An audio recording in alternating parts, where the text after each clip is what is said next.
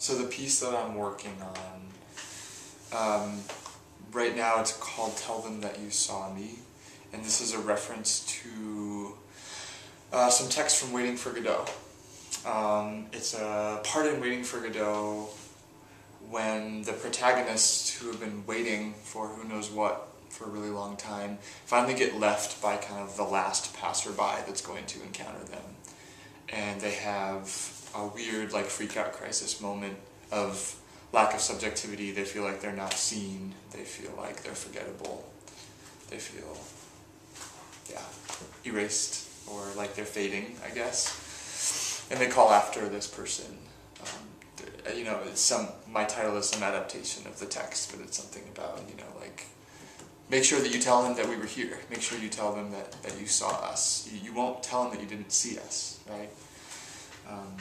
It's kind of just this in general but very intense, like, urgency around being remembered, being seen, being experienced. Cool. So that's the title, and gosh, it's a piece that I guess would be called a devised dance theater piece, or maybe an installation with live bodies. I guess dance theater is kind of what my work gets categorized as. I think that the jury's still out on that. I'm not totally sure. My cast is all women. They're very much, for the most part, designed as traditionally female, femme-presenting women in this show. There are also my cast is 6 women. 1 woman comes in at the end, so you don't see a whole lot of her. But the work is basically devised around kind of a fantasy or interpreted world, and then very specific stories of the primary 5 women that I'm working with as performers. So it vacillates between kind of a very avant-garde-y sort of visual world, and then a very specific kind of full-frontal, naturalistic telling of stories of real people. And lots of movement, like I said, lots of interacting with design elements. I don't want to say so much about what it's about, because I think that really depends on the viewer and their relationship to the people they're seeing and the images that they're absorbing. So, but I mean, knowing that there's 5 women, and that we're dealing with existentialist texts about individuation and loneliness, and then we're also dealing with the text Death of a Salesman by Arthur Miller, which has a lot to do with having like a spiritual purpose in life, being a person who lives a life of sales, and kind of what that means, selling yourself, selling your ideas, living in a rat race with other people, and kind of that text and how that relates to loneliness or community, and femaleness or femininity.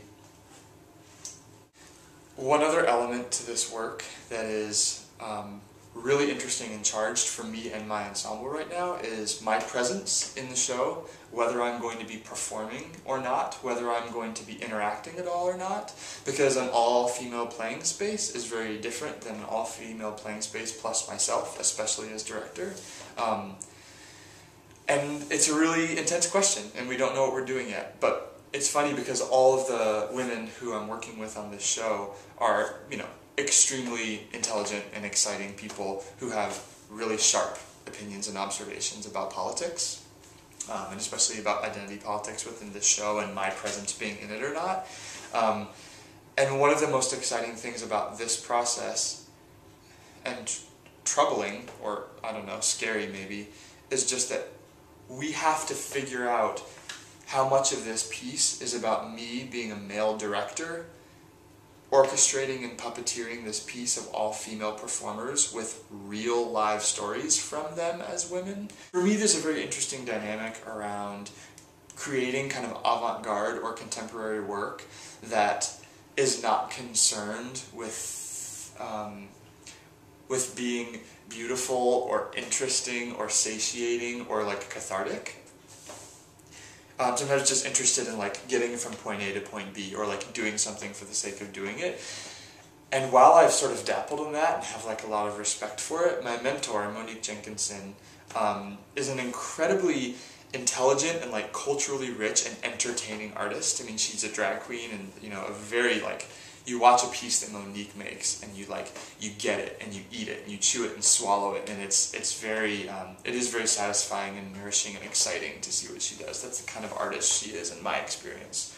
And I had this great discussion with Monique around some of the sections that I'm proposing for this piece that are more kind of durational and challenging for the audience. I'm very interested in like kind of cutting edge questions of like durational issues and time-based work, and like really challenging people as an audience member to like stick with it no matter what it is, or make the choice to leave, and like doing very kind of edgy things like that.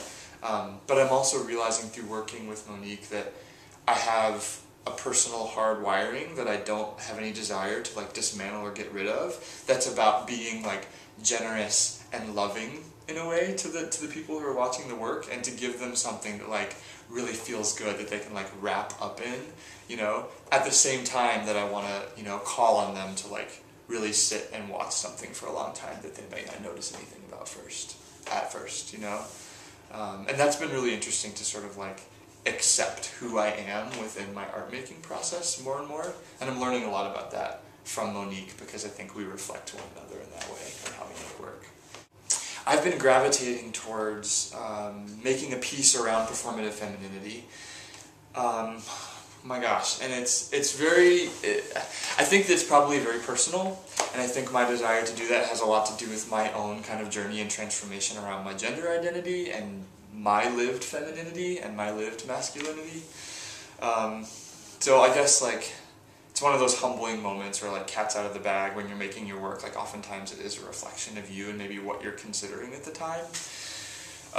But ever since kind of having a more projected and explicit queer identity, like, I don't know, maybe just, you know, years after coming out and becoming involved in more queer activist projects when I lived in New York, and having my work start to reflect my interest in that, and then coming to San Francisco and like doing the graduate work that I did and being surrounded and schooled by that community in the way that I was, like it just became something that was always on the forefront of what I was thinking about.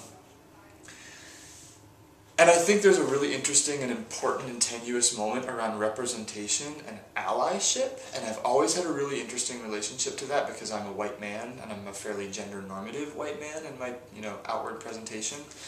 But I am a queer person who like lives internally and psychologically in a, you know, in a very queer and oftentimes subjugated and like discombobulated world, right? And so me seeking out ways to express that and explore that is always tenuous, because I'm not a woman, so do I do projects that represent women or femininity? I'm not a person of color. Do I do projects that represent or explore issues of people, you know, various groups of people of color? I don't know, it's difficult. But this is kind of the one that I decided to sink my teeth into. It's hard to say exactly why. I think it's because I had a couple of visual image ideas that I was really interested in. I also feel very at odds with the canon of playtexts, and how, as dramatic texts, they generally are all centered around men and interpreted by males and about male protagonists, but they're also super beautiful. They're written by really creative people who write really beautiful things. So I had this interest, almost like yearning to be honest, to see these very beautiful texts that I always felt a little bit dislocated from because they were interpreted by men, which is weird because I'm a man, but nonetheless, see them interpreted by female bodies and to sort of adapt them and pull them apart and deconstruct them in a way and insert other physical explorations of female bodies, of femininity, of groups of women, of the individuals that are women. And in the case of the company that I work with, there are a number of women of color who also bring a very strong and specific story and identity of being a woman of color to the table as well. All in all, it leads back to feeling a connection to certain visual images that represent a whole host of things, both politically charged and not, but choosing to explore those because you have some connection to them. And in the case of my design elements, my texts, and my performers, those things all synthesized and birthed kind of this idea.